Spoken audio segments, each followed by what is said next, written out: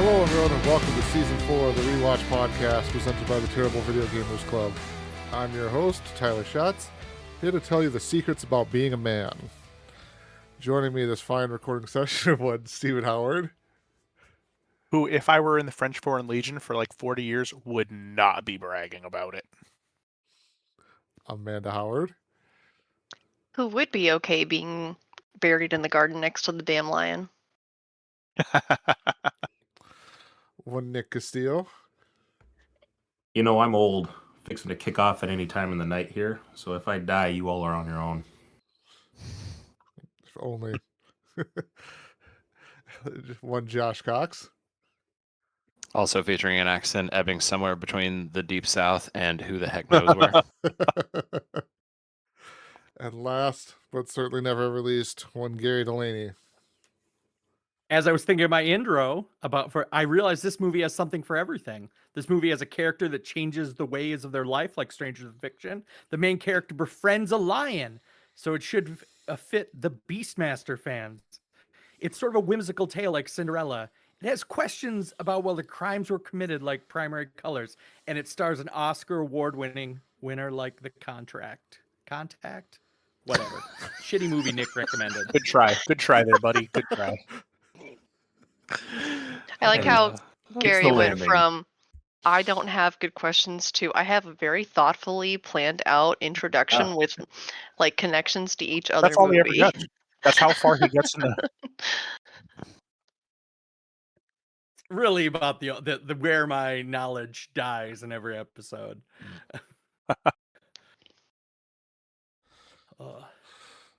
Before we get too off the rails here again, folks, we are here to discuss Gary's choice for the Have You Seen It season. It is Secondhand Lions.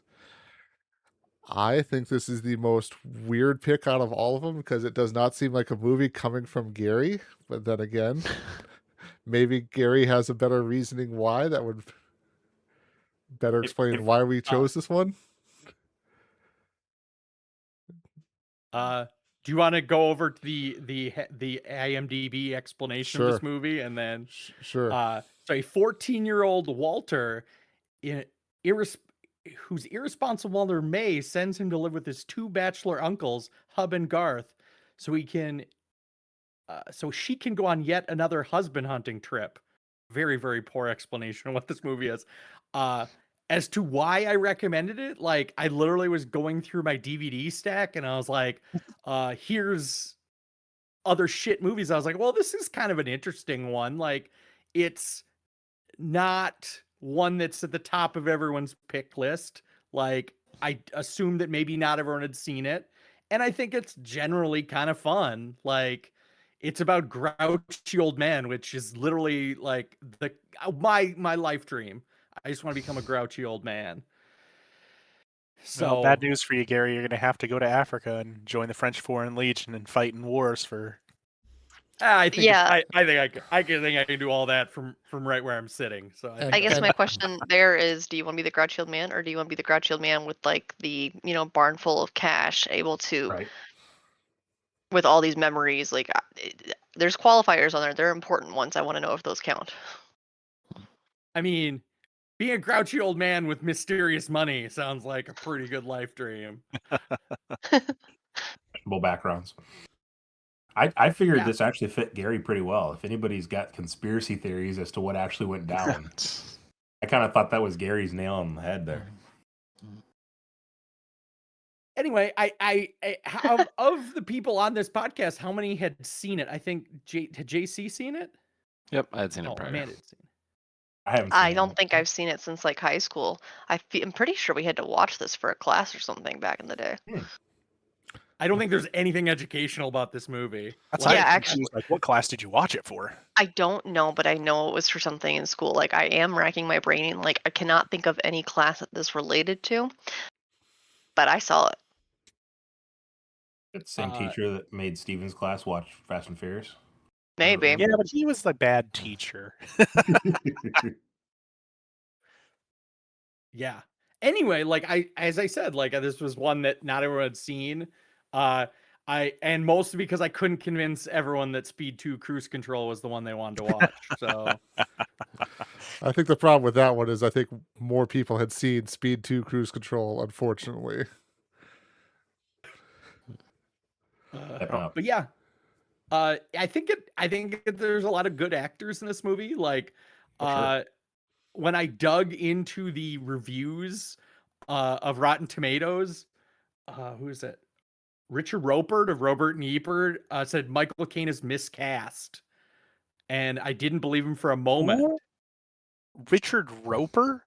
Who the hell is Richard Roper? Ebert and Roper, Steven, like, quiz question here. Do you know who Michael Caine is? I did. I didn't I'm remember. so proud of I you. couldn't remember his last name throughout the entire movie, but I knew his first name was Michael.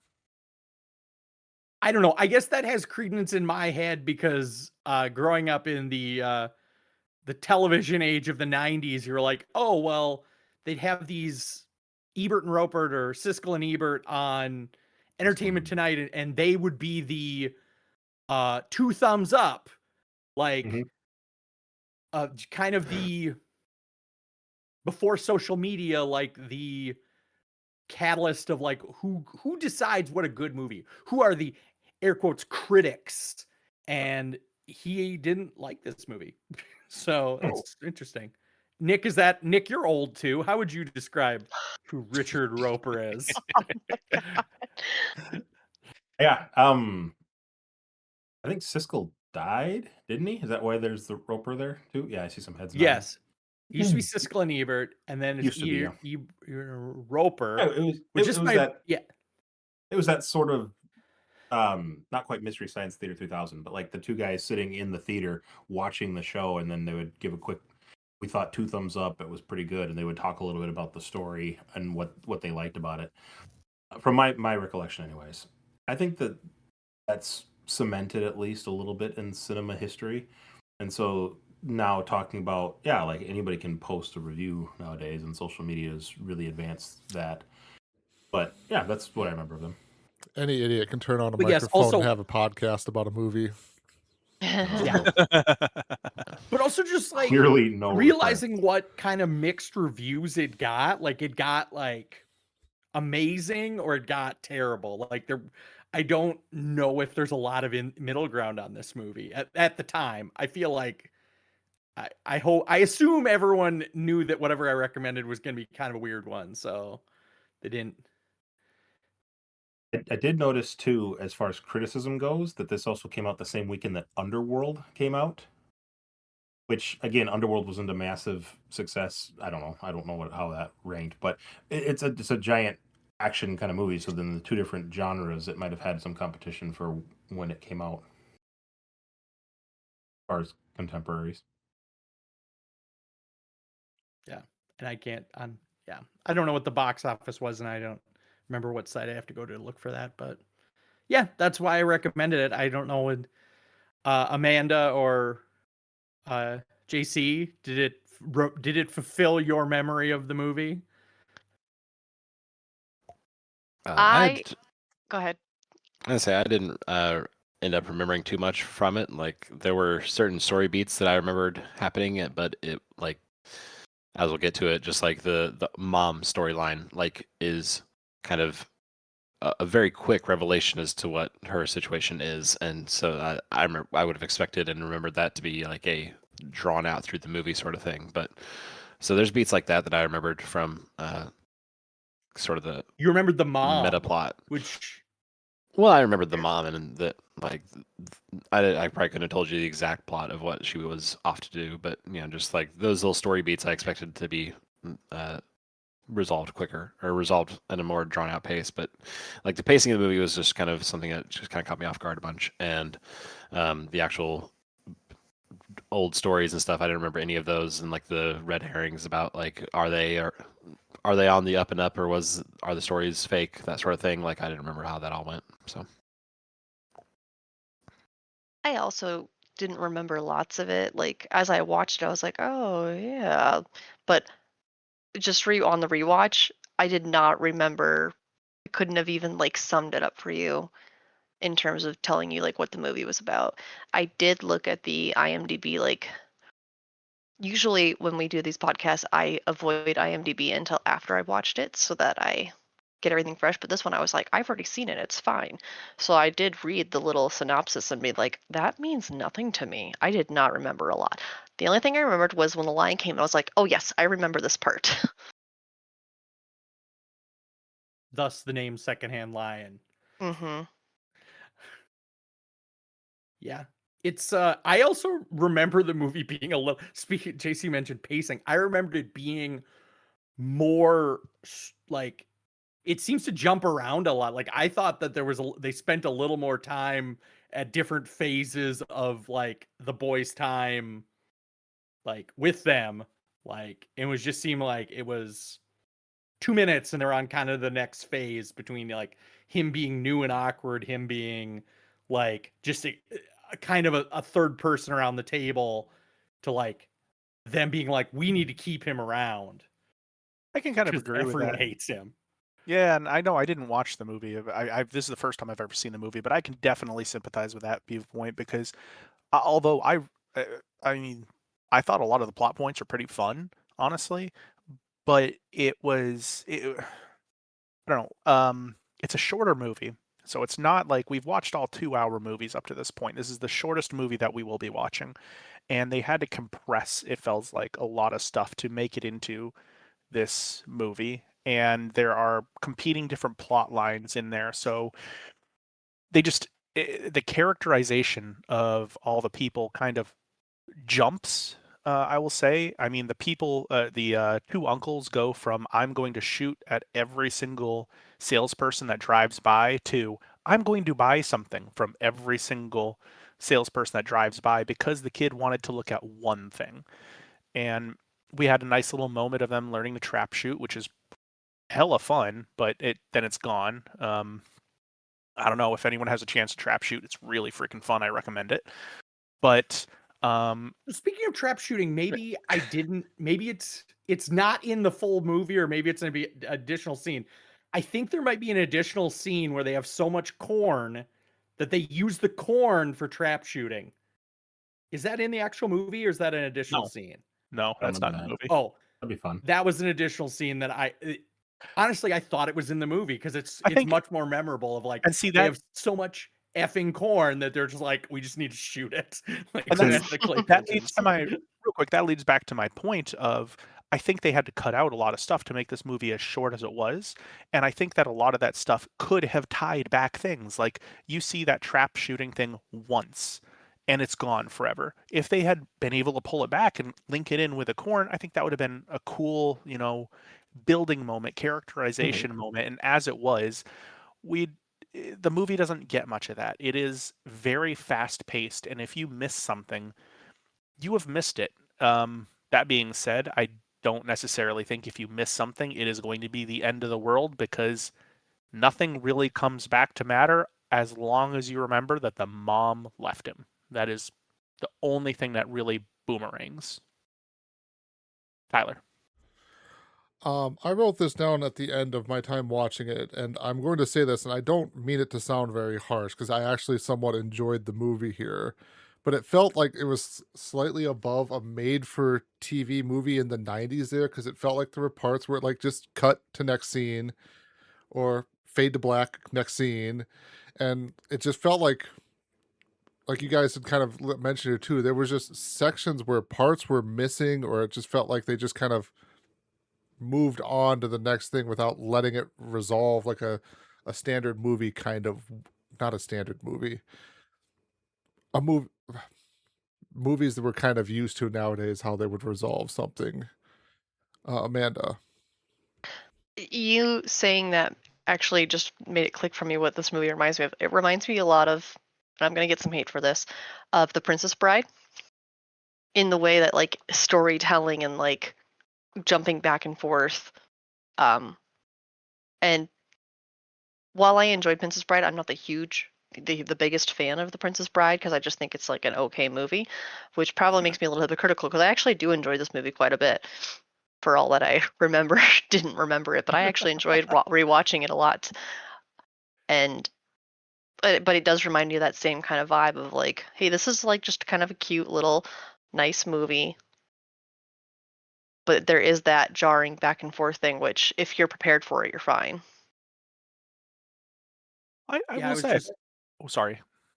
The director has directed a total of 6 things, and this was one of them. Also, he was a writer of the movie, and I was like, why the hell would anyone give this person?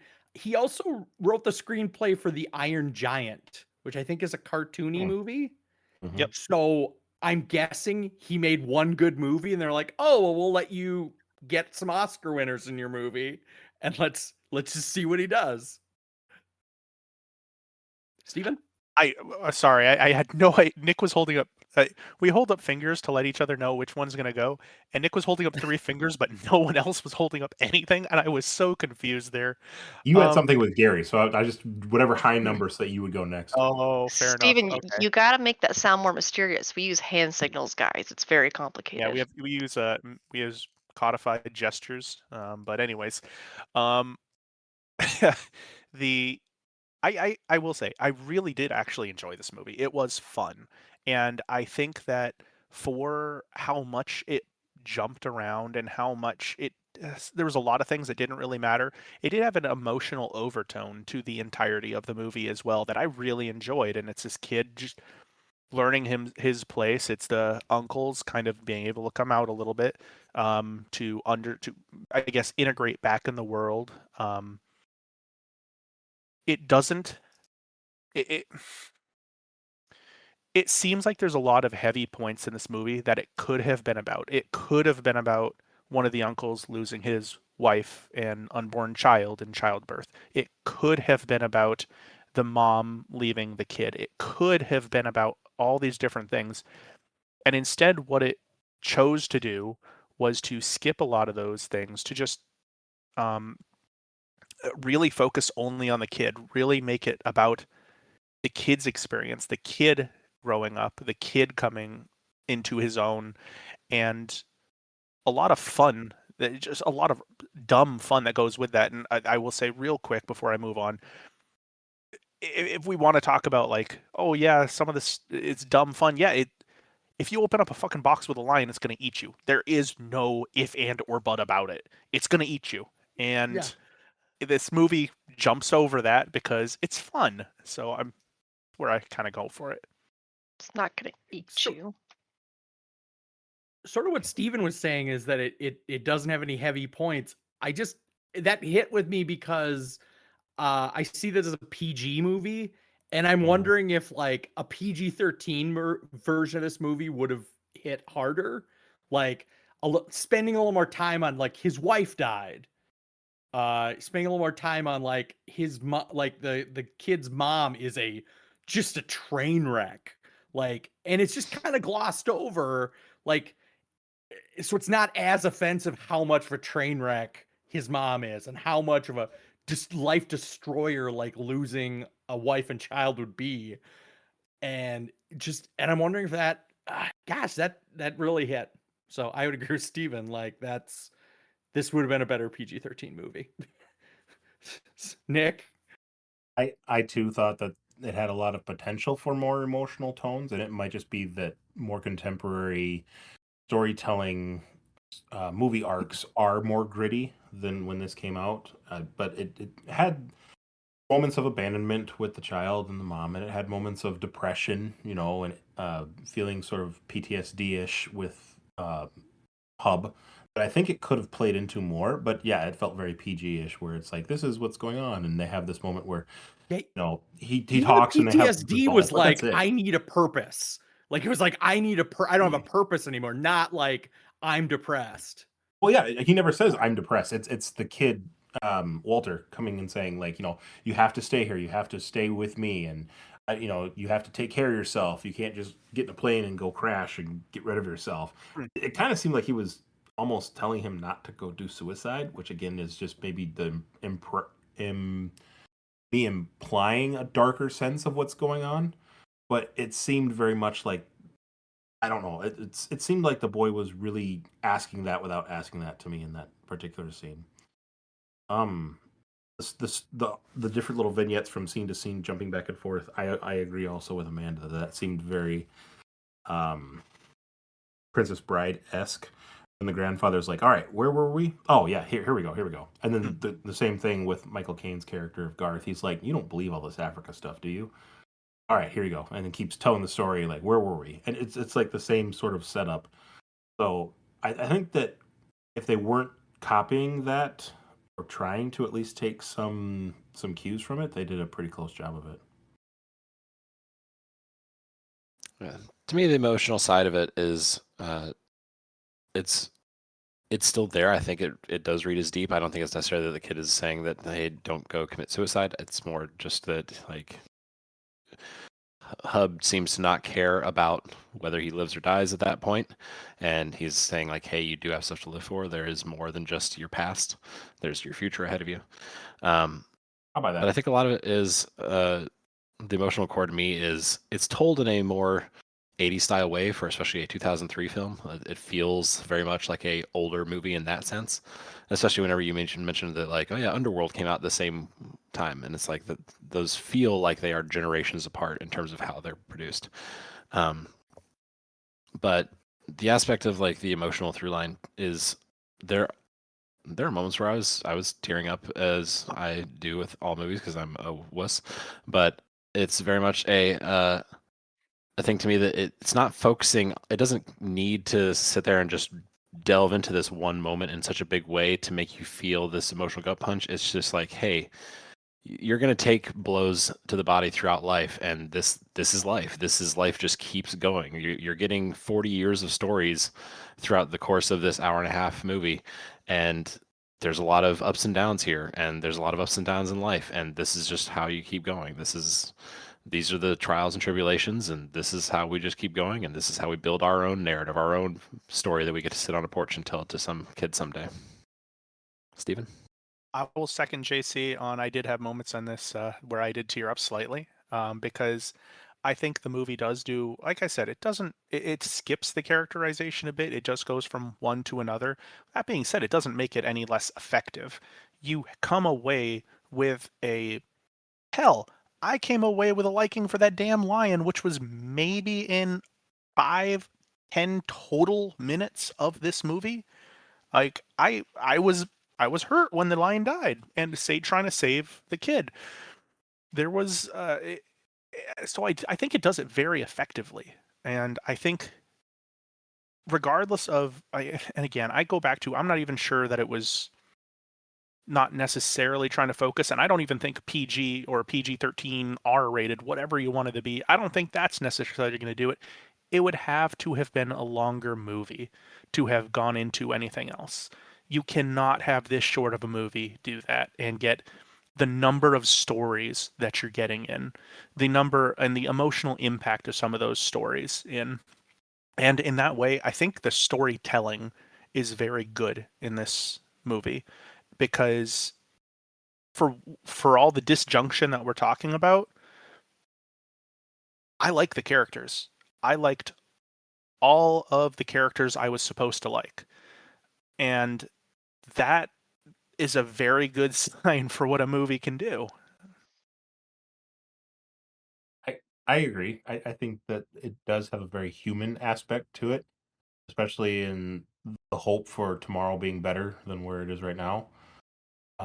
There's another scene that jumped to my mind just now when you two were talking about when Hub is at the waterfront talking to Walter again, and he's like, love never dies. Those are the things, if you're going to believe in anything, true or false, like, those are the things worth believing in.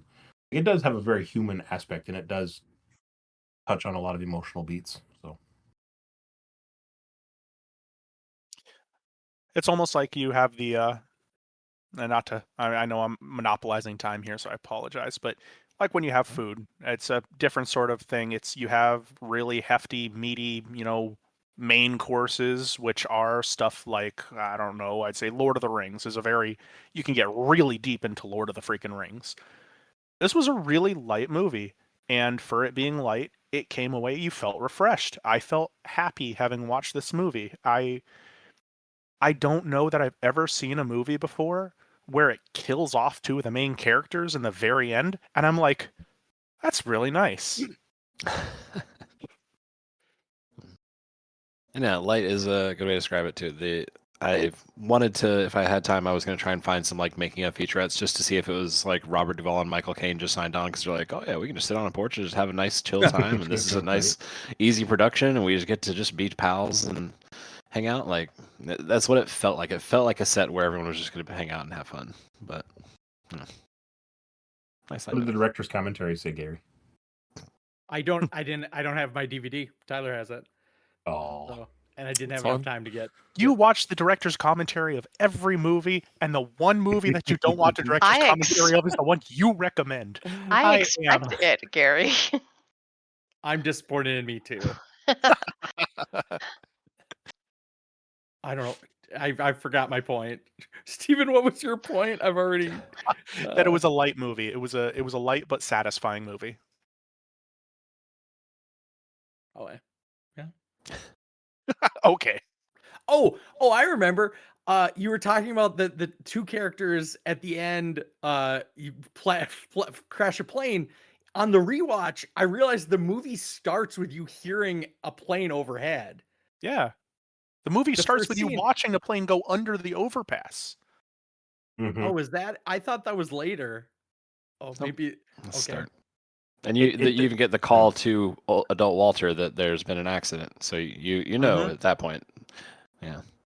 And I was trying to think whenever I watched it again, like I recognized like, oh yeah, this is adult Walter.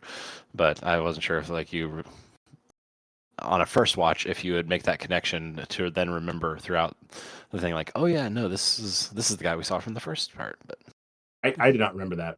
I knew the part in the beginning when they had the plane, and then later on when he's like, hey, I got a plane, I was like, don't you have one? And then yeah, it made sense as I watched the rest of it.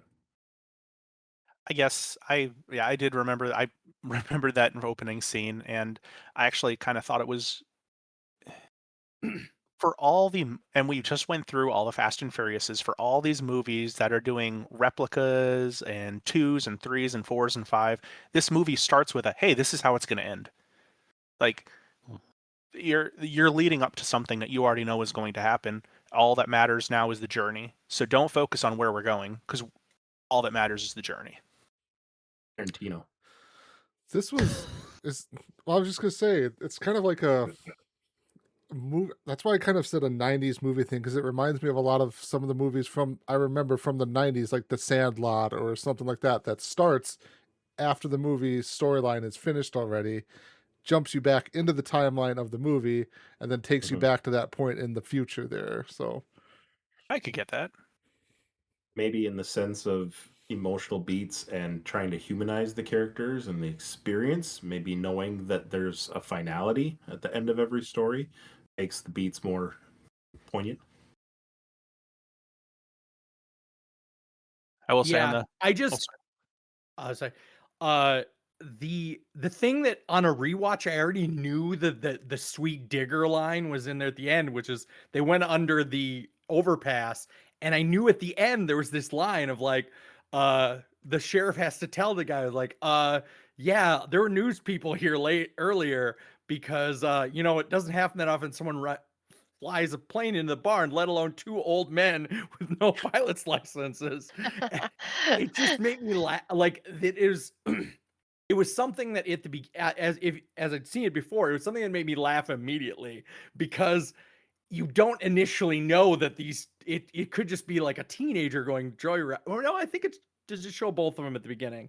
It does show both of them. But it does. But and the phone call mentions your two uncles. Oh. But yeah, it's just that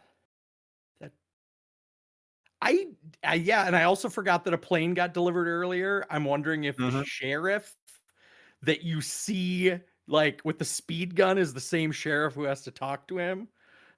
Oh, I'm sure. I think it was a younger cop. That's the same.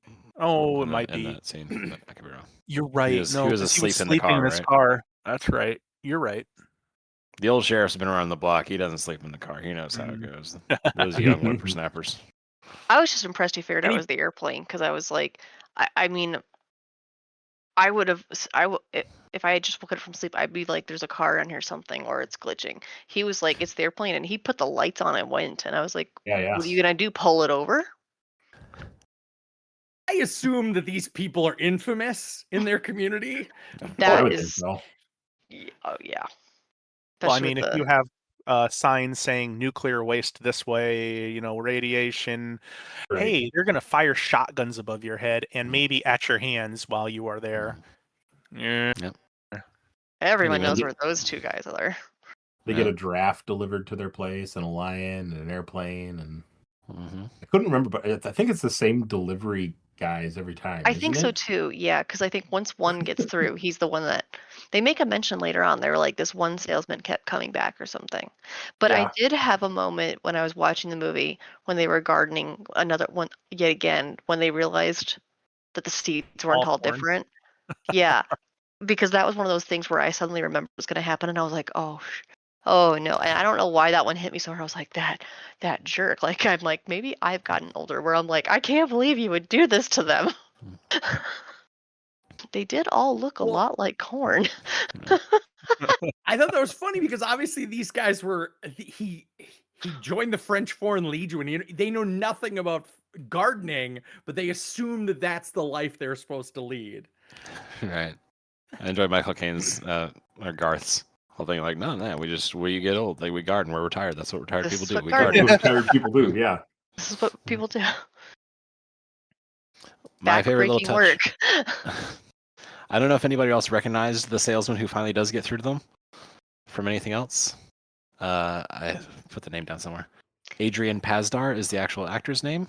He plays Nathan Petrelli in the TV show Heroes. Ooh. To me, that was I was like, it's Nathan Petrelli. Oh my gosh. He's a pivotal character in that show, and that show was pretty popular, I thought. And so I pull up his IMDb to get the name, and sure enough, like, known for has like Chipper from Top Gun. I watched a lot of Top Gun. I would not have been able to tell you Nathan Petrelli's in there, and two, known that there's a character named Chipper somewhere in that movie. But for whatever reason, that gets top billing for known for, and Nathan Petrelli's not there. So I thought that was a strange little thing. Yeah, I he's no haven't- Siler, man. He's no Siler. I haven't seen There was a Heroes. lot. There was a lot of top like names. Like, I mean, not having seen this in a long time, I'm watching right away in Kira Sedgwick, and I was like, oh wow, like that was obvious. And because of knowing who she is now, I expected her to kind of be a bigger. I mean, she is a character in there, but like her role is technically minor. And there was a couple other people looking at the list in IMDb. Like they even had like one of the names I recognized him from Hannah Montana of all things. Well, I will say I don't know who Kira Siler is, but I was absolutely thrown off by the kid because one of the seminal movies that I watched when I was growing up was AI, Artificial Intelligence, and this kid was the bot. He was the guy the entire time. So I'm watching this, and it just almost threw me out of the movie. Not for anything wrong with the movie or anything wrong with the character. I just associated him so much with AI, Artificial Intelligence. Not with The Sixth Sense. Yeah, that was. Oh, he was in The Sixth Sense, wasn't he? No, I don't. Yeah. I want That to was look gonna up. be my- I got to imagine The Sixth Sense is what he's known for. Let me go. I would think so. Oh, That's what yes. I was thinking. Sixth Sense, AR Official Intelligence, Pay It Forward, and then Secondhand Lions. AI. And I that's wish what we I'm could saying. have like had a little video recording of like 2/3 of Everyone us just shaking their heads burying no. our heads in our hands when Steven slaughtered Kira Sedgwick's name. Nick, Kevin sorry, Bacon. Nick. Steven, have you ever heard of the game called 5 Degrees of Separation with Kevin Bacon? Yes. She's 1 degree. She's married to Kevin Bacon. Isn't it 7 degrees of separation? I've heard I don't 6, know. but anyway. Whatever. Depends Anyways, depends on go how- on. how She's hard you wanna play married the to game. Kevin Bacon. It's movies tied to other movies. So technically, she's not one because she's probably No, in the movie with him, but she's married. She's so- actually she's probably in a movie with him. She should be zero. Yeah. I mean, that does nothing for me, guys, because I know like 2 Kevin Bacon movies. Tremors. Okay, Tremors. tell us the 2 Kevin Bacon movies because I want to know if it's something freaking obscure. It's Footloose, and it is unfortunately Days of Future Past. Tremors. Oh, Tremors. I always forget he's in Tremors because I only remember Bert. Unfortunately, Days of Future's Past. Can't forget Bert. I also Bert. love Broken Kevin the wrong He's not even in goddamn Days rec of room. Future Past. He's in God. First Class. Oh God. First Class, yeah. Oh, First Class. Your brain. He's Why in am I First spacing Class. his name? What's his character's Oh name? yeah, First Class. You're right. In don't know. First Kevin Class, Bacon. it's I should know this. Hellfire, isn't it? No, it's Kevin Bacon. It's Hellfire Club. it's the Hellfire Club is the reference, but his character has a name. Anyways, way off subject. I also enjoy Kevin Bacon in A Few Good Men. Classic. He is in that too. You're right. It's not. The other person I keep Rabbit hole noticing, bug. the actor who played whatever that dad was, he's in West Wing, and every time I was like, I had such a hard time because it was such an opposite character to his character there that I was like, what a jerk. He played the Secret Service agent in charge in West Wing. Right. Oh. I could hear, like, I didn't recognize his face, but his voice, I was like, oh yes. It's Sebastian Shaw is First Thank you. Class There it there. is. Sebastian I Shaw. had to go look that Thank up. you. Thank you. Going back to Haley Joel Osment, was this towards the drop off in his popularity as an actor? Because he's known primarily as Sixth Sense was child. 99. AI This is was 2003. 2001. Pay It Forward was 2000, and this was in 2003. Because He's So- Really?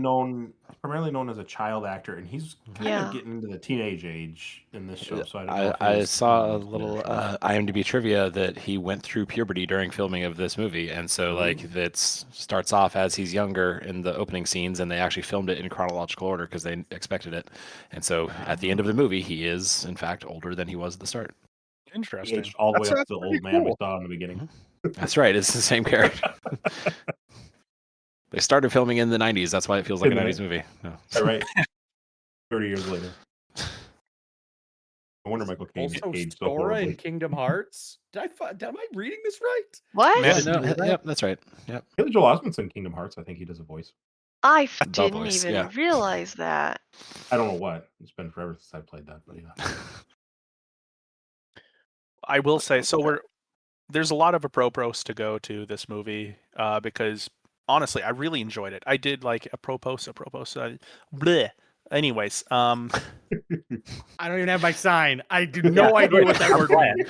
I'm glad you don't have your sign because I probably just made up that word. But anyways, It's just a picture of Forky Pig. no, the for all the good that this movie has, there are a couple things that stood out to me as kind of probably dated humor and stuff that it wasn't necessarily super on board with. I've never super liked the Gran Torino sort of old man teaches all these youngins who've never gotten disciplined how to have good in their lives. Like, there's a reason why Clint Eastwood wasn't necessarily as good an actor in his last part of his years, and that's because he didn't have great movies. What? Yeah. I love that movie. I can't believe you. In Gran Torino, How do you feel about the mule? I've never seen The Mule. Anyways, the point being, though, is that obviously a lot of this movie revolves around, well, the only way that you can really raise a boy to be right is if you raise him with this discipline and this respect. And these kids nowadays, they don't get raised with this discipline and respect. And it's a very boomer attitude. And it's it's an attitude that would, I guess, resonate with a certain generation and a certain population of people. Also, a boy needs a father, like because he doesn't have a father figure, so he needs a father in his life. And if you don't have a dad, then you're going to end up this weird kid who doesn't talk or smile. Amanda? Oh, I thought Gary had something. I have nothing. Like I can see all those points, but honestly, I didn't take it at all like that. Like, while I could totally understand that when you pointed it out, because I knew from the very beginning, it's obvious how this is going to end. We can tell that they're going to die. We can tell that he was raised by them. Why else would he be getting a call? Why else would he look so concerned? Like so when we first see him dropped off with them, I'm like, okay, well, we're obviously going to watch their relationship improve.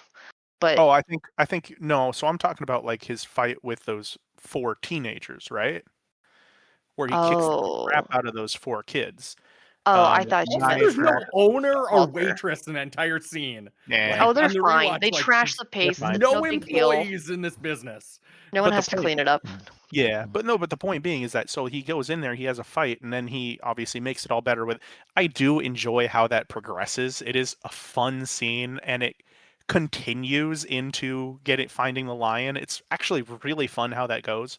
That being said, it's one of those things where all these four boys have never been taught any good respect in their lives, and so they go around terrorizing the neighborhood, and the only way to actually get them some good is to kick the crap out of them, and that way they will know how the world works. What's that accent? That is That's my Michael Caine. mild Texas accent. Garth He has my McCann. Michael Caine accent. Just curious. I mean, if you had more to add to that, I'll happily let you go first. No, my Texas accent is gone now. Yeehaw. I mean, I get what you're saying in terms of that, but also talking about the relationship from the brothers McCann to all the youths as a whole. Yeah, it definitely feels as a boomer-esque, but there's also a degree of sincerity to it that it is a movie that takes place in like if this was setting in 2020 to even 2003, yeah, it makes it a little harder to sell, but it's set in like the 60s. So it sells it a little bit easier to say like, okay, well, yeah, this is just, this is the way of the world. You have these people that have gone through world wars and done a lot of things for learning their wise and ways of the world. And yeah, they sometimes need to just do some education on that sort of thing, especially whenever it is a 90s style movie like that. It didn't come across as anything that felt like it was out of place for the era that it was portraying. I did have the thought that like if they made Secondhand Lions the 2020 plus remake, that they'd probably have it be a young girl that got dropped off or something like that, and so then you don't just have like the masculinity begetting masculinity sort of thing. Like there was a lot of the like a man needs a good woman sort of vibes to some of those speeches that felt a little bit out of place compared to modern movies, but beyond that, I didn't get too much of a sense that it was just purely boomer pilled for no reason. Boomer pilled. I like that. I guess I leaned more into like it was hyped up, and in a sense, it was meant to be more humorous.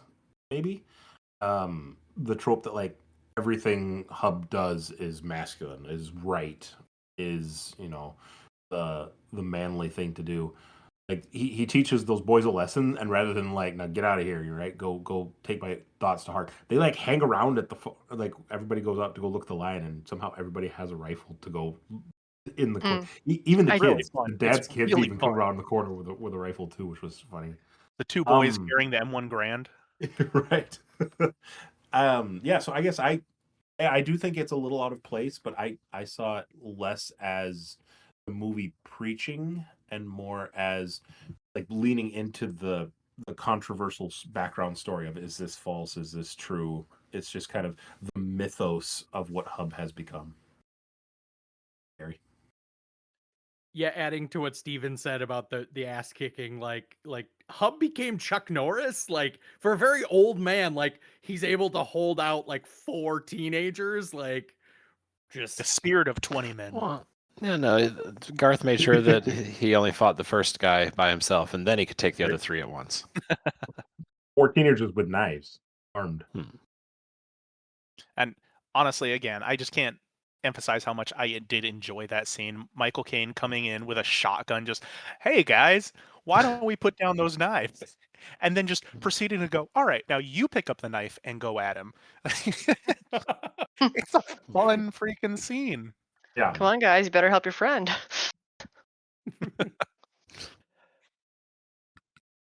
Yeah. Anyway, just I guess I didn't even think about like there's a very toxic masculinity pouring through this. One random thing that bothered me was that he was when he was sword fighting, he was doing it with a plunger, and all I could think is like, the balance on a plunger would be terrible. Like to try to use as a sword, like because plungers are very, very heavy at one end, and I just can't imagine trying to sword fight with a plunger. But maybe it gives you the real weight. I don't know. I think you've got a really valid point there. Somebody on set was just told, find something that they would just find around the house that they would use as a sword. No, have you ever fought a mock sword battle? It would not be that. At the same time, if anybody in this movie is going to have a sword laying around, it's the Brothers McCann somewhere in that house, right? Yeah. Yeah, you know they've got a sword there. You know they probably have multiple. Oh, yeah. They probably brought them home from the exact stories they're talking about. The French Foreign Legion just hands those things out when you're over there. There you go. Yeah. Honestly, I think that's probably what's more interesting is you don't see any other artifacts of their travels other than a picture of Jasmine And lots of guns. Well, lots of guns. Oh yeah, I suppose. But that's also the South, you know? Which is not necessarily That's unusual, Texas. considering you saw the boys pop a gun out of nowhere. Well, they all go into their house. That's where they get the guns, though. Is they all go into the uncle's house and then are each able to come out with a rifle, and that's just so fun. Which is true, but I also enjoy that none of them look unsure of how to use them. They all clearly know what they're doing. Is at least the vibe that I was getting. Even the crazy aunt knows how to use a shotgun. Yeah, she was ready. Yeah.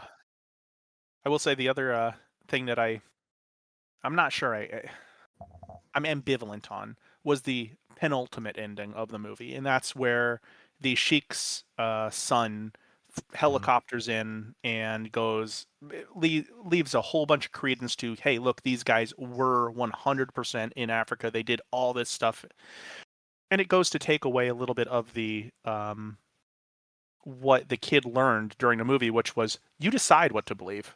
If you want to believe it, that is what you believe. And I do enjoy it, and I enjoy that the son of the Sheik is like, oh man, he was like, they were the best. I heard all these stories. It's really cool to hear him jazzing out about it. And the other end, I would have been kind of, I almost think it would have been maybe a more fun ending to have had them go, we're really not sure where they got the money from. Who knows? It's Even up to you're you going to to be more disappointed in me. Oh no. I think there's actually a different ending to this movie. So I think they re-released the movie with the original ending, and I don't think it had the Sheik, but I think it implied it slightly. I can't, as I said, Sure. I'm a shitty host, and I didn't watch the special features. Very upset. Yeah. But yes, I do think the Sheik was a little on the nose, like for what was another theme, which was like that I think it took away from was the mystery of how they had all this money. Mm-hmm. Like it originally was the mafia. I think maybe it said that maybe they killed some people or like they stole from Al Capone. Yeah. They bank robbers. They stole from Al Capone. Like, and the fact that it was in safes, like still like didn't really lend any credence to like how you'd have bags of gold and you wouldn't just, they traded all the gold for cash at some point in giant like Monopoly Man bags. Yeah. It was a terrible money sorting system down there. Like there was just like loose dollars. I don't think they cared too much. I mean, I'm just saying they were clearly smarter than that. They managed to get also, all the way there. Old barns are very, very flammable. Well, I think that if the barn went up in fire, they assumed they'd be in there too. Isn't that like it's a movie myth where money is not actually that easily burned? I think you're probably right, because I think it's like cloth as well. Yeah. I think it smolders. Yeah. Completely outside the point, but also on the rewatch, I caught the giraffe on the horizon, which is like them delivering the lion, which you don't realize the lion, but it's just like, oh my gosh, it's here, and you just see this freaking giraffe over the giraffe head. Like yeah, just hanging out over the like the hilly fields. And it was like an animal delivery service or something. Like it was a real And I was like, maybe that business exists. I don't know. Like, Sounds legit. Yeah. That sounds like a super legitimate business for the 1950s. Like, we just deliver exotic animals around the US. Look, if they do it in the Rugrats, they can do it in this movie. And Purina Lion Chow. That was Yeah. funny. How did you guys feel about the ending of the movie with the the ending between the son and the mother? How they're going, the son realizes, hey, you're going back to Vegas to marry this guy, jumps out of the car, and then he pleads with his mother, just do something for me for once. And then it snaps to him walking back to the uncle's house. Like, how'd you guys feel about that? Unrealistic in multiple ways. One, I think you just give him a ride back. Like, don't make you made the kid walk back. Like, that's how little you like. Anyway, also one of the other kind of time period gaps in this movie that I'm always think is most interesting is between past and present day. Like, this kid grows up, goes to high school, goes to college in this like very shitty old house with two old men. And I gotta imagine his mom shows up sooner or later again. Like, but I thought it was kind of heartfelt. Like, hey, you're gonna do bad things, but like, just keep me out of it. But I don't know. It didn't bother me, honestly, as I think I said. Like, I completely forgot how heavy-handed the mom storyline was. But Nick, I don't know who was holding fingers. Wasn't somebody fingering me? Tyler was fingering you. There's the finger for you, Gary. I wish we had not given the context about the finger signals earlier, and that was just the out of context Gary quote. That could be a whole category, out of context Gary quotes. Yep. That's my piece of We paper do I hold something up. with our fingers, and then Gary shouts, "Who's fingering me?" That's it. That's all you need to know. Let it be what it is. Anyway, other people have opinions on like the mom. My thoughts were it kind of felt like, and I kind of referenced that 90s movie, although it technically is not a 90s movie, but it just kind of, it had that feel of like, yeah, this is kind of what's going to happen here. He's built up the rapport with the grandparents, or not the grandparents, the great uncles there and stuff like that. They're now changed individuals.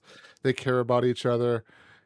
The mom doesn't seem to really care all that much about her own kids. So of course the movie's going to give you the happy ending. Nick. I was just going to reiterate too, yeah, with the mother.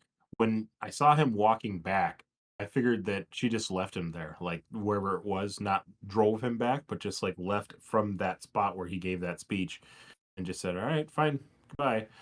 Like the whole time she was just trying to find where the money was, or somehow she could be written into the inheritance. And when it's not about the money, he cares more about the uncles that she doesn't. I don't think that she was ever really supportive of her son at all. So that's all I had. I honestly was like, I'm really glad that he went to live with them. She's obviously not the best mom, but it does make me wonder and worry for her, because he even had that moment of like, how long will it be till he hits you? Has it already happened? Mm-hmm. Like, so I am kind of honestly curious. Like, I think my biggest thing with the ending is like, I was fine with it, but I think there's a couple subjects I would have liked to know more on. Like, what happened to the mom? Did she have the courage to walk away? Did she better her life? It's not a promising start. I didn't actually mind the sheik's like son or grandson or whatever he was showing up, but I would have liked more information on a couple other little things. Like, I was curious about the cartoons that he was doing. I would have liked a little more At the beginning, insight into that. Yeah.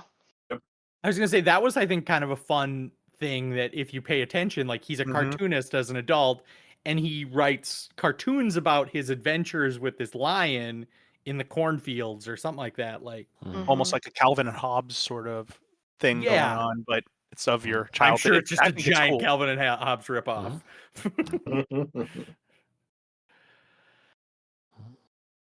But yeah, My other question, real quick, was how do you think everyone learned about those millions of dollars? Because they are obviously very tight-lipped. They obviously didn't buy anything until the kid got there. How does everyone know about this money? Like, Okay, I actually found that the most realistic thing possible in the middle of nowhere in a small town. Because one of my like pet peeves in movies is when a character like needs to lay low, so they move to a small town in the middle of nowhere. I got news for you. Everybody there knows everybody else's business and what you thought and what you were thinking and what you ate. Like, I don't understand why they think you go there to hide. You don't go there to hide. Everything you do is damn well visible. Like, so I actually found out the most like in a small town, you don't have to. It is curious how it gets around, but this is just like a physics of small towns. That tiny in the middle of nowhere didn't have to be said. Everyone know it could have. That would have been actually a really fun spoiler if they hadn't put the Sheik Sun at the end of like if it was just one of those things that these guys came back and they built this one thing, so everyone knew they just had millions, even though they didn't. They just got like $1,000 or something and fixed up a couple things. That would have been hilarious. Yeah, to me right away it kind of felt like just family like I'm thinking of a word here and it's just not coming to me right now, but it's like just a story just kind of made up of like all these people came back loaded with a bunch of money, but then it's like, did they really hear or something like that? I mean, obviously as the movie goes along, you kind of slowly learn, yeah, they probably have some money, and then the kid finds the stack of cash, underneath the barn. It's like, oh yeah, everything's confirmed. But like, I was kind of like, do they really though, or is this just like family drama being stirred up of like, oh, all of a sudden now these uncles came back, they must have been really rich this entire time and stuff like that. Yeah, the wealthy uncle like idea. And I feel like maybe that's another like if this movie was longer, could you have played with the where we got the money game just like what hinted at it one more time where like at some point like the uncles have to know that he knows where the money is and they have a circle of trust that like he's not going to tell anyone else. Like, but yeah, I don't know. It was I feel like it's one of those like if you don't think about it, it's fine. as we were talking about that, it also just came to my mind that one of the traveling salespeople that goes up to them is literally saying, invest your money in gold, which is, I did not make the connection that, yeah, they got all the money because they got the gold, converted it to cash, and he's saying, all right, convert your cash to gold. That would have done it. They went to one bank, one person mentioned it, the whole town knows. Like, I always think that's hilarious. Like, if you ever want to hide out, you do not go to a small town. You go to a big city. Your neighbors don't want to talk to you most of the time. Steven mentioned things that don't age well. And one thing I noticed was that the old Hollywood dream sequence that has dwarfism in it. Like there's a little person in that last scene where they're taking him to the dungeon. I was like, the torture scene, yeah. Definitely a 90s sort of thing where like you have a little person in I mean, there's been several dream sequences, but like just kind of just he wasn't needed. It was kind of a. Are you saying you can't cast little people in movies, Gary? Is that what you're saying here on this podcast? It was specifically a point where the uncle was an unreliable narrator because he said he took down the 20 men. So I did think something else in that scene where Garth is discussing the situation. He's dressed up as one of the assassins. I think he's in blackface too. Yeah, that probably doesn't age well either. He's got a little bit of brown on his face when he's like hiding underneath the mask, and then when he takes it down, you can see he's the Garth with glasses on. But I was like, he seems a little shaded more so than he would be before. Maybe just adding. Well, and just adding on to that a little bit too, it's also the kind of the Western fantasy of the East, of the chic and the harems and the money and the women, all that sort of good Orientalist stuff. Yeah. All the assassins look super shady, just like standing there playing with their knives as they. You have the two twin uses the brothers hammer just card. staring there out of like nothing in their eyes, like all the stereotypes going on there, and it's a little unfortunate. It's also, if they're in North Africa the entire time, which is kind of what they allude to, it also doesn't make sense. But c'est la vie. I will say there are going back to my portion about if they were in the French Foreign Legion for 40 years, they might not want to brag about it. The French Foreign Legion would have been in Algeria, where they used flamethrowers on people hiding in caves to get them out of the caves. They also would have been in Vietnam when the French were trying to get out of Vietnam, and they were just as nice there. Like there's probably things that would be problematic nowadays. Steven introducing his realism to this movie to make us feel less good about know. ourselves. I was actually that was one of my questions. Was like, how many historical inaccuracies is Steven going to find in this movie? So, I guess what I'm hearing is the French Foreign Legion, not a grand adventure like across the great unknown, but more terrorists. Elite mercenary force doing what mercenaries do or are hired to do by the French. To how the French were not. The movie wants to explain it. Like he was in this great adventure, and he was a great not mercenary, whatever a less offensive term is for mercenary. It's like the government agency The Rock was in the Fast and the Furious movies. It's not actually that good. There we go. Yeah. Well, I think during this time too. This was 2002, right? Like they said. Yeah. One way or another, it was while we were really emphasizing the strengths of Western militaries, and we were trying to play into a lot of the ideas of strong Western military backgrounds, maybe, should we say, and that doesn't necessarily fit in with the reality of what some of that was, but regardless, it was a fun movie, not historically accurate. He's just gonna. I didn't know if that was it. It was just the French Foreign Legion and not historically accurate, and we're done. Yeah, I don't know what Steven's problem is. The only thing I found not realistic was the yacht in the tiny pond. Everything else is fine. Yeah, Amanda's really on board with the harems. I said not accurate, Steven. That's all I said.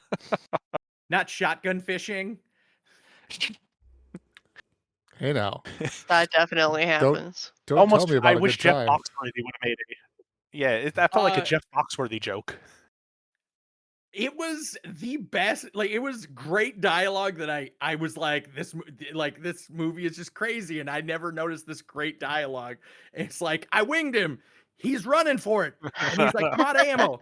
Don't worry, I'll cover you. Like, he's gonna, like, he needs to get more ammo. So yeah, the fish is gonna return fire. Brother has to like hold down suppressing fire with the fish. There's a scene later when they're on the yacht in the lake where Robert Duvall Hub shoots the fish and it flips out of the water into Walter's net. Just catches it. I was like, that's some trick shot right there. Good stuff. Yeah. Was it a yacht? I thought it was like kind of a smaller boat, and then later it's a yacht. Boat type thing, yeah. It was an absurdly sized for the pond. That was all I caught in a notice.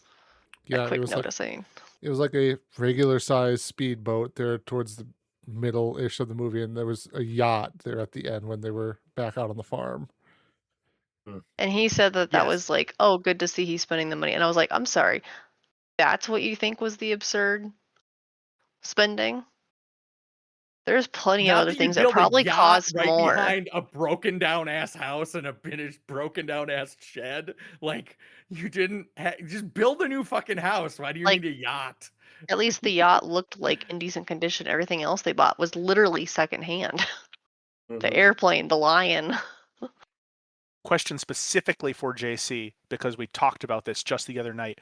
Would this airplane have been grandfathered in under all those rules we were talking about? Did this Well, thing in have a 1962, radio? most of those things probably wouldn't have mattered anyway. So yeah, Oh.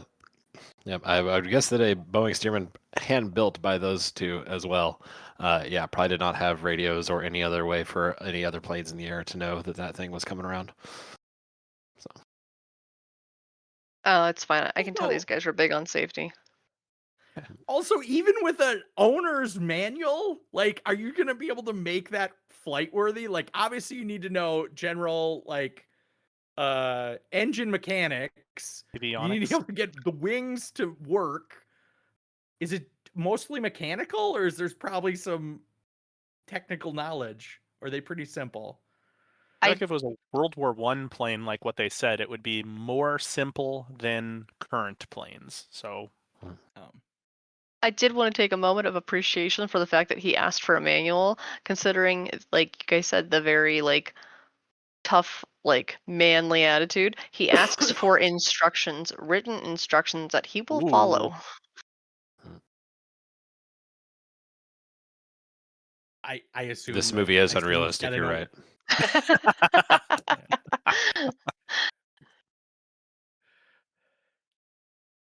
That is accurate as well. I can Also, vouch for that. Pull stick back, go up. Yeah. Is it? Does everyone believe it's the same plane? Like, Oh, yeah. Obviously, it was a scrapper in the first one. They didn't get a different plane.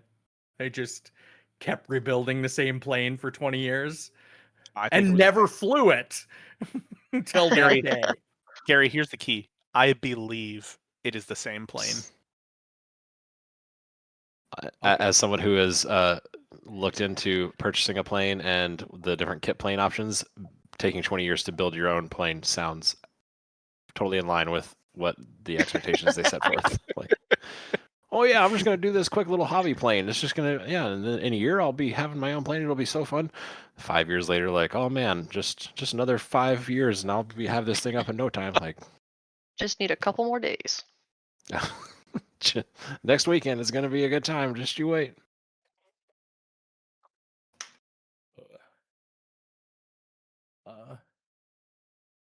Yeah, that went through all my questions. I guess I don't know if we want to go favorite characters or what. I was just gonna say overall, I really, really enjoyed this General movie, opinions. Gary. I really enjoyed. Well, the movie. thank you. I was like, is this a great movie? Nah, really. But it's good, and I'm glad I was able to share it.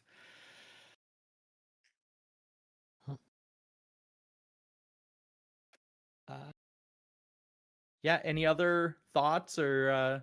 I mean, I think all the characters are fun. So, and everyone you're as I think somebody said, everyone you're supposed to like, you like. Everyone you're supposed to dislike, you dislike.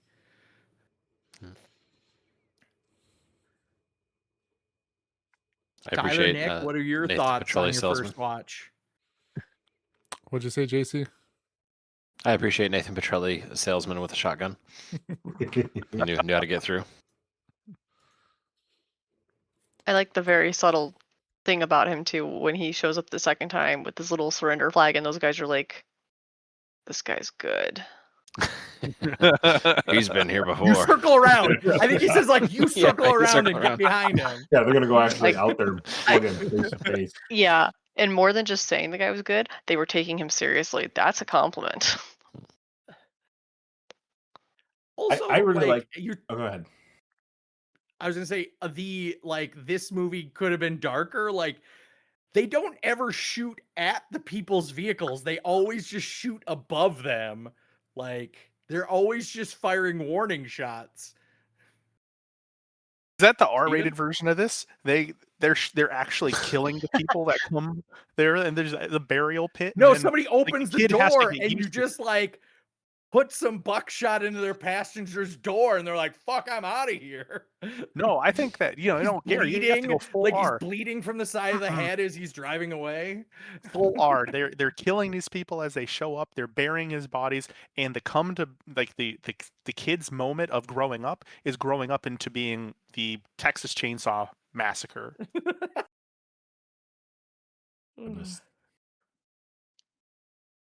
You didn't start that with the right words, otherwise I would count that as a conspiracy theory. Because it wasn't really a conspiracy theory. that this movie would be better as a rated R movie, yes. Steven's out here making Man Bites Dog version of Secondhand Lions, just following a serial killer throughout the whole movie. NC-17.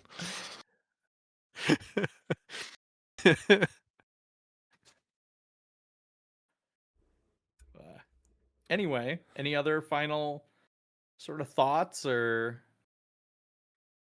No, I enjoyed the movie. Thanks, Apologize, Gary. I'm not very Good. ready or organized. Since this is our one Michael Caine movie that I can foresee us watching for a while, it's worth saying that on IMDb you can find out that his real name is Maurice Micklewhite. What? Don't do that to me. I barely know his name. Now you're saying he's Maurice? Micklewhite sounds very English though and proper. I had to look up that Robert Duvall is an Oscar award-winning actor, and I was like, "What movie from?" And I was like, "I have never heard of that fucking movie." So like, Gone in Oh. 60 Seconds, man. From Robert that's what he earned Duvall. the Oscar. I don't think he won the Oscar Robert for that Duvall, movie. Not for that movie, no, but that's right. Right away. Gone in 60 Seconds. Thank you for smoking. He would have been in there too. Basically playing the same character, just grumpy, like, oh, man, these young people. and Michael Caine Plus, was Dustin the Hoffman's Cider character House was actually Rules Robert Duvall. and Hannah and her sisters. Anyway, yeah. If there's no other thoughts, we can talk about what we're doing next time. I don't know. Contract is what I remember hearing. Contract. We're watching Contract. What a contract killer I hear. You're a great All host, man. right. You're doing wonderful, bud. Don't change anything. Actually, we are Ask a watching the question, movie. answered it correctly. We are watching the movie Contact. Contact. Nick's suggestion there. It's at least better than If I whenever watch a Gary movie called thought we were watching the Contract- R-rated Cinderella movie or whatever that was. Right. I'm pretty sure there is a movie called Contract. Yep. I'm sure. Don't watch that one. Yeah, we don't want to watch this one. It stars Kevin Spacey. Ooh. Yeah. So, Does it? Because I'm finding Morgan Freeman and John Cusack. well, I Anyway. found The Contract. What? 2006? Mine's 2024. 24 for Kevin Spacey. Oh my goodness. Is IMDb giving you both different answers? I'm on Wikipedia. I don't know. Oh, okay. I just typed it into Google. Contract movie. The Contract, 2006. We'll continue. Either down way, this- not what we're watching. not what we're watching. Yes. Now I'm we're sorry, watching. real quick. One thing I just realized. So the name of Jasmine the Lion was actually the name of the lion's actual name was Tuareg, like the Tuareg rebels. Yeah, I did actually notice did that not when see- I was looking through the IMDb stuff. Where I figured did that you was a find pretty Tuareg? obscure. I figured that was an obscure point that no one would know. But Steven, thanks for. No one would know but Steven. Okay, so the real name of the lion, or like the lion actor's real name? The lion Tuareg. actor's The lion name. actor's name was Tuareg. And Oh, okay. I'll be the uncultured person. What's that mean? Tuareg is a people in Western Africa who are a little probably best known for the quote unquote Tuareg rebel, which is just, I mean, non-governmental militant organization, I guess. Okay. But if you look Well, up, like, let's see, what do you get when you? Tuareg. We'll talk about this off air here. We can wrap up the podcast here, and then I will discuss- say one factoid about the lion as well, somewhat, is that I found relating back to Steven's thing that, like, oh, if you open up the crate with a lion, you're gonna get hurt. Like that's what would really happen. Haley Joel Osment was injured by an animal on set. It was not a lion. It was the pig. Oh. The pig. They had tons of animal handlers on hand to make sure that the lion didn't hurt anybody, but nobody thought to watch the pig, and so Haley Joel got hurt. Is that why the pig disappears? Like you have like 2-3 scenes with it, and then it's gone for the rest of the movie. You When don't he see shows it up anymore. and then the pig's gone. Yeah. Animal jail. I didn't even think about it. Animal jail, or that's what some of the ham they had, guys. Bacon. Yeah. I'm sure if he's a pig actor, he probably has his own trailer. So Yes, his own silo. Anyways, that'll do it for us this episode here of the podcast. We want to thank our dear listener for listening, and tune in next time when we watch Contact. Thanks, everyone. Bye. everybody. Bye.